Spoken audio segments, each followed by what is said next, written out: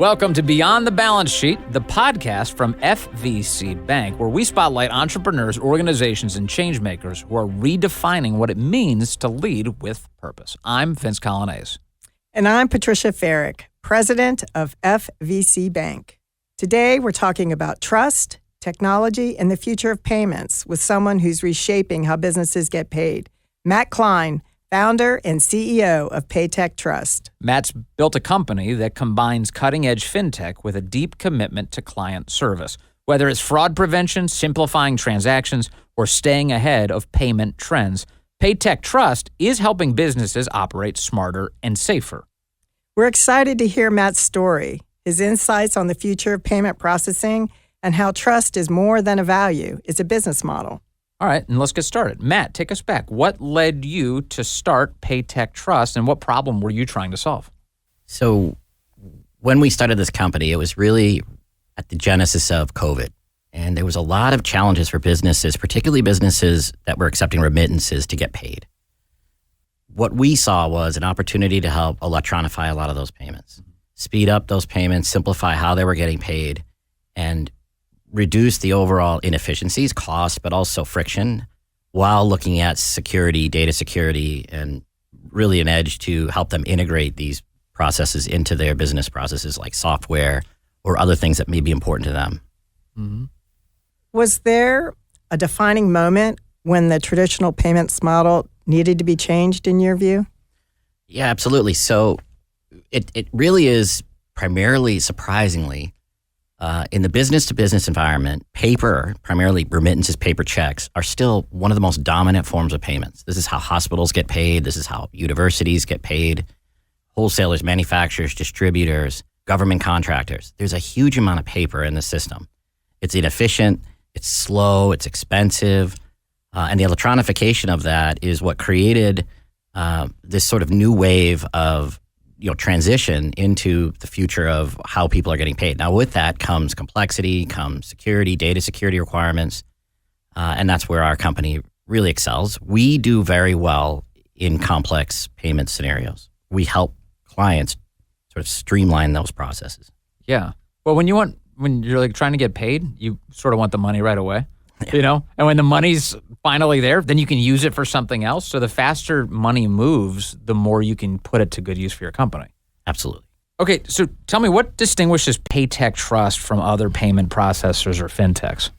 So the competitive landscape is really built around large, for example, banks, maybe national banks, and they don't have the ability to be flexible. They can't really meet the client's needs where the client is. And while they have a big brand name, maybe, they aren't really able to take the phone call on a live operator, manage the processes of complicated technology innovation. The other types of competitors, which are the software companies, they're great at the technology side, but they don't have, you can't call them, you can't meet with them face to face. They may be offshore. You're probably talking to somebody in another country. We felt like if you could merge those two things, the cutting edge technology and the local face-to-face community trust of, and that's primarily our relationship with FVCbank, that local community touch, but bringing these technology solutions, it gave us a big advantage, and it's why we've grown so fast. So like fast, secure service, but available human beings to help you address these problems. We will answer every call with a live operator, and it will be a U.S.-based employee, and it will be somebody probably sitting in the same city that you're sitting in who shops at the same places you shop and understands all of the same challenges that these businesses have. Is it difficult to balance the cutting-edge technology with the personalized customer service? Oh, boy, if I had a nickel for every time I got asked that, it is. It is the crux of our story. If we could get, and we do spend a huge amount of time and effort and money on that exact question. As we perfect that, we will continue to grow at the rates that we've seen, because that's the challenge. How do we bring the newest, best technology, make it affordable, and do it in a way that makes the client feel really important, holding their hand, because that's just not available. It's not possible to do that at scale in the national banks. And that's why we're doing it locally, and that's why we're succeeding, I think. Well, our partners love you, our Thank customers. you. All right, can you walk us through a success story where you feel like you've really made a difference for your client and in what you've just described, this unique service that you provide? So, for example, we were talking about data security a little bit earlier, and that's become a huge challenge for a lot of these businesses. They don't understand it. It's hard to keep their arms around the nature of that risk, and it's constantly evolving. And as particularly for larger clients where they have a lot of transactional risk, and we've seen it over and over and over where you can't only solve that problem with technology. You've got to also have processes, procedures, business practices. And so we had a case with a large restaurant chain was starting to see a lot of fraud in their delivery. And it was very hard for them to diagnose. Why is this happening? Why is it growing so fast? Why are we having all these losses? And what we were able to do was take all the data from all these different transaction data feeds, boil it down, and we discovered it wasn't really a problem at all their stores. It wasn't really a problem with just delivery. It was a problem at one or two of their particular stores and one or two particular types of transactions. Then it was easy to root out the problem. We always say, how do you find a needle in a haystack? Well, you get a magnet. It's a simple approach, but it required a lot of technology innovation for us to bring that to the client. And where the magic occurred was understanding their problem from their perspective in a customized, unique way. Nothing off the shelf was going to solve that problem for that client. And they're going to stay loyal to us now. And the CEO of that company called me up the first week and he said, "Man, I want you to take it all over. I want you guys to run it all." And we've had him as a client for, I guess it's about 5 years, and it's been a great relationship. We've solved other issues, but it was an example on data security, taking the time and the energy to merge the technology with the human interaction to understand the problem, diagnose it, and then solve it. And we've probably saved that client thousands of dollars, maybe hundreds of thousands over the 5 years because we've eliminated a lot of that fraud. You work across a wide range of industries. What are some of the most exciting use cases? So we've recently been heavily focused on ERP integrations. These are software products that clients are using to run their business, maybe business processes, so their warehouse management system, their inventory control, their internal processes. And by forming deep integrations to those ERP software companies, we've done very, very well. And what we've seen is a resurgence of wholesalers, manufacturers, distributors, especially as supply chain disruptions have occurred during COVID and now with tariffs. Those types of companies are looking for efficiencies and they're looking for streamlining these processes. Mm-hmm. And really that has been a big growth area, and it sort of crosses over into the healthcare distribution. And so we've done well in healthcare recently. We've done very well in education. Large universities are looking for their inefficiencies that we're able to resolve by shedding light on these challenges and bringing them better solutions. Tell me about the world of payments and how we've already seen it change. You've just described how much it's changed just in the last couple of years. How do you think the next few years are going to change the world of payments, your business? It's interesting. In a certain way, the United States is behind a lot of the rest of the world. Most of the rest of the world they never had paper checks. We still have a huge amount of paper in our businesses. We still process a lot of paper checks. Yeah. Not consumer payments, but during government payments, education, healthcare, again, manufacturing. These are still law firms. 5 years ago, a law firm took the vast majority of its payments in paper checks. Today, they're getting paid electronically through ACH or through other forms of remittance. That's going to continue. It's going to accelerate. In fact, that's accelerating faster than almost any other thing I've seen. The speed of taking that paper out of the payment process is everybody's highly focused on it. It's inefficient. It's not very secure. I'd like to say something exciting like crypto. I just don't think it's ready yet. It's not probably going to be the next year or two where that's going to disintermediate the traditional payment methods. Mm-hmm.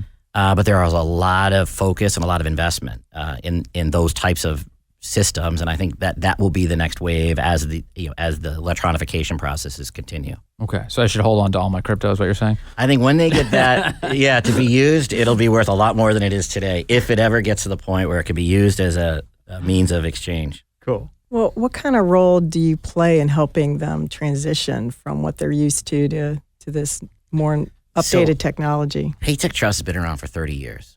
Our staff, our team, this is our fourth company. So this group has been together for a long time. We've seen what happened in the late 90s. We saw the 2010s, 2020s. And so with that comes a little bit of a perspective on what these businesses have, a lot of these companies have been doing it the same way for a really long time. And what they're looking for is a company that can come in, talk to them about what they're doing now, how it could be better. It's not just about cheaper. Of course, it's got to be at least as cheap as they have now. We say to them, look, it's not just about cost. We'll certainly reduce your cost, But what about the inefficiencies? What about the fact that your system at the retail point of sale isn't talking to your inventory management system, that your e-commerce website and you make a sale there can't talk to the point of sale system at the register at the counter? How do you tie those two customers together and know that the same client is buying from you in two different channels? These are the types of things where our team, having been together as long as we have, really works in a way that we can deliver a really customized solution to that client in a way that just large national players aren't going to be able to do. What kind of things have you learned over your time leading this in terms of building a fast-growing company in a very competitive and very highly regulated space? What have you learned from all of this? Businesses will pay a premium for loyalty, customer service, answering the phone, local live operators.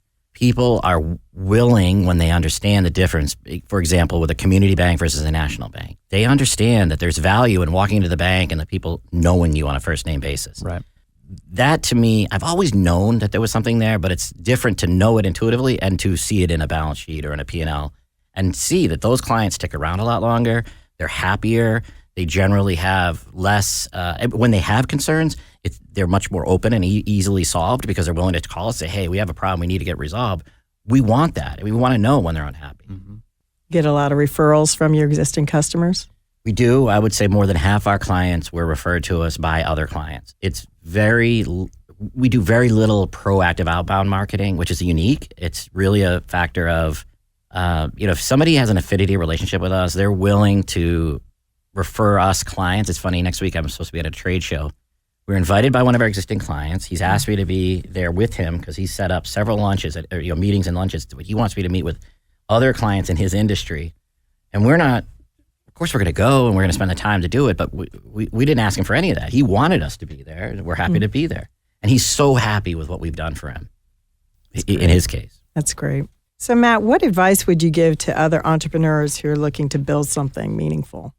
One time when I first started my first business, one of my mentors said to me, Matt, are you prepared to do what it takes to go big? And I thought I understood what he said, and I really didn't. And I would just say that you got to believe and you got to be willing to put the time in. You would think after having done this as many times as I have that we wouldn't have made the same number of mistakes. There's just a lot of different ways that you've got to grind through the setbacks. Right after we started, COVID hit. Then we had other issues and the supply chain issues and disruption in the interest rates going up, which affected our industry. And I would say, if you're starting out now, don't give up. If you can get through the first 4 years, 5 years, 6 years in, you'll find that you'll get momentum and then you'll have some success with that, what we call predictable success, the flywheel effect, which is what's happened at PayTech Trust. It is why, the last 2 years we made the Inc. 5000, grew at 70% last year. We'll be at 50% growth this year. The company in 5 years has gone from 0 to 100 employees, all of them local. And it's a story that was built on literally just grinding it out through all of these setbacks. As you built this, you included trust in the company's name. And you obviously did that on purpose. So why is that word so central to the company's identity? I just think when people are trusting us with the vast majority of the money they have, for example, if you're a restaurant and we're settling all the transactions from the previous day's business, that's like the majority of their income. Yeah. There's a lot of trust. And it's true in the bank.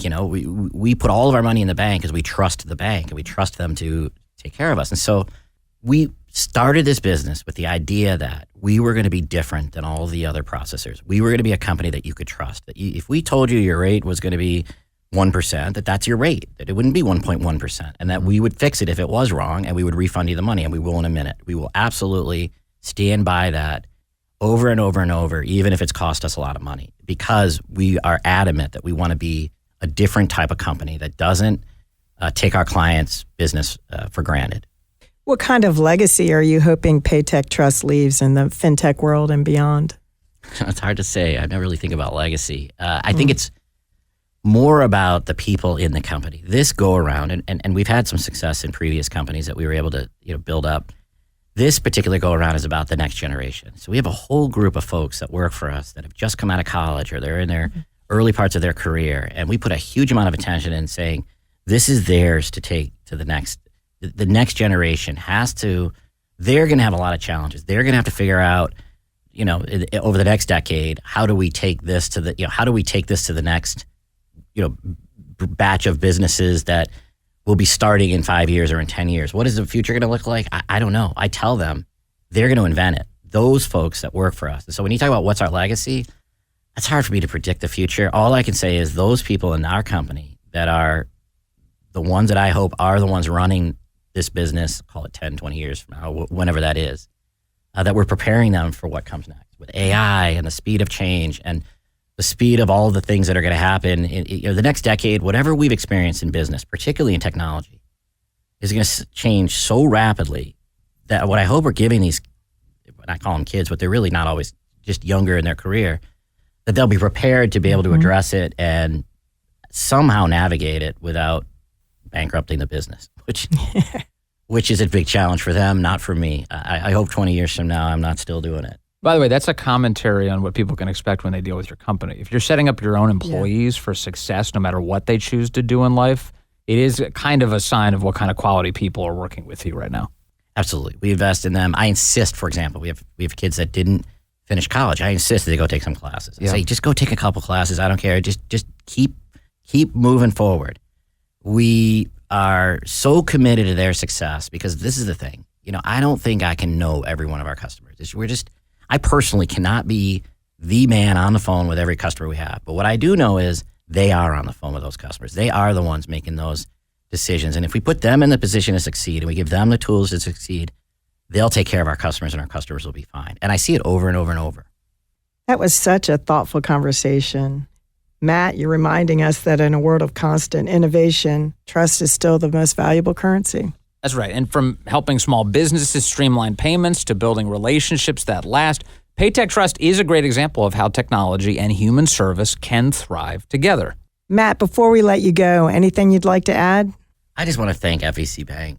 When I came to FVCbank as a new client with a new business, with literally not a lot of revenue, not a lot of, it was me and one other employee. And I walked in the door and I met with you and with David and the senior leadership team.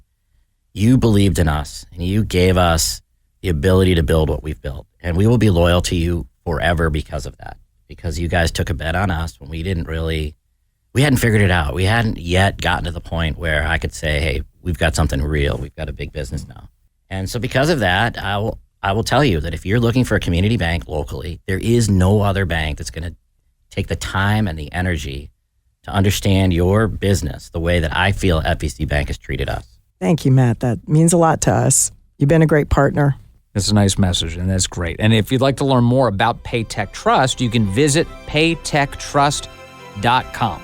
And if you enjoyed today's episode, be sure to follow or subscribe to Beyond the Balance Sheet on your favorite podcast platform. Thanks for listening, and we'll see you next time.